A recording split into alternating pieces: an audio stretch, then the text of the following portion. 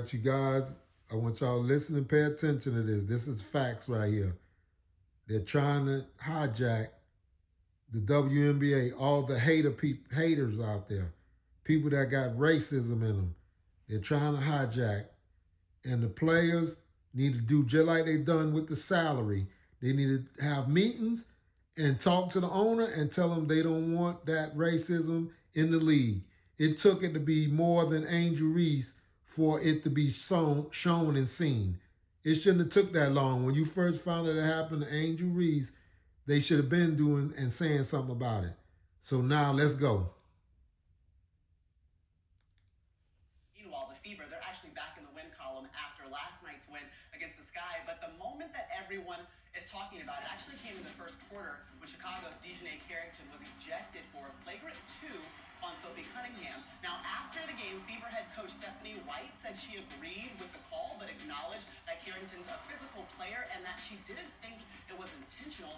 And obviously, this coming after Cunningham recently voiced support for limiting the eligibility of transgender women in female sports, and race continues to be a part of the context of conversation all around the league. You know, we talk a lot this season about the growth of the WNBA. I'm curious, Cheryl, how you expect players to continue to galvanize around the league, push it forward, stand in their conviction when they need to, and do both of those things in the 30th season of the WNBA. You know, I want to see all those things, but I also, more importantly, want to see that same leadership during the collective bargaining agreement and how they rallied around the brand, the WNBA.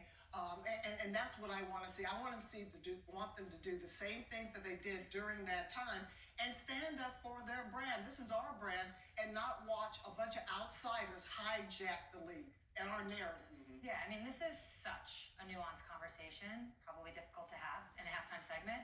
But I do think that there are people trying to leverage our league for their own personal gain. And in my experience as a player, particularly in 2020, what I learned is you have tough conversations behind closed doors. You strategize, and that's how you figure out how to, for lack of a better, defend yourselves and defend what this league has built. That requires leadership, and really on all levels, from the players, from the union, from the league, you name it, us who are covering the game. It requires that leadership.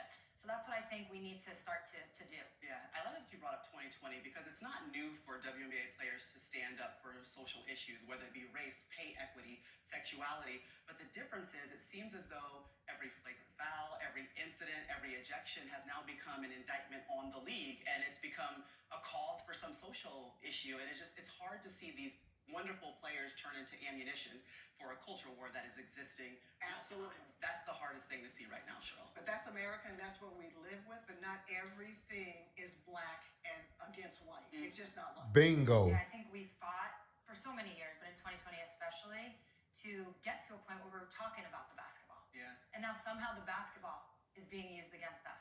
When, think about 30 years in, look at the players we're watching tonight. That's what we should be talking about. Mm-hmm. Listen, and growth, there's always going to be turbulence. I do believe that the WNBA will reach its cruising altitude. We're just in the 30th season. Plenty more to grow, but there's so much to love. Cheryl, where you going? Now, anything is possible on Cloud 9. Upgrade your every last one of them made a very, very good point. But the main one that stuck out, when Miller said what she said about it's not about a black against white, because that's what everybody's noticing.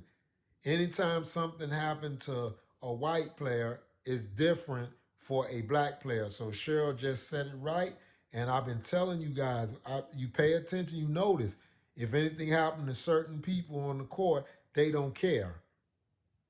But if it happened to Caitlyn or certain other girls of white, Caucasian color, it ain't nobody, we're not against them, it's facts. All you gotta do is Google and look and do a lot of reviews and you will see. You will see. Just last year,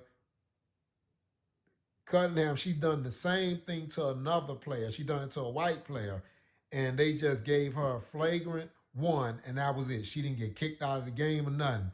But the same move that she, Dejanay Carrington just done, it was a flagrant 2 and ejection of the game. You can't do one player one time this way and do the other player that way. It don't work like that. So they need to do just like they done when they was negotiating for more money and everything, everybody, the players, everybody, just like they said, need to get together and say, hey, we don't want racism in the WNBA. We don't need their money. We don't need their money. You know, like, share, subscribe, and follow you guys. Peace out.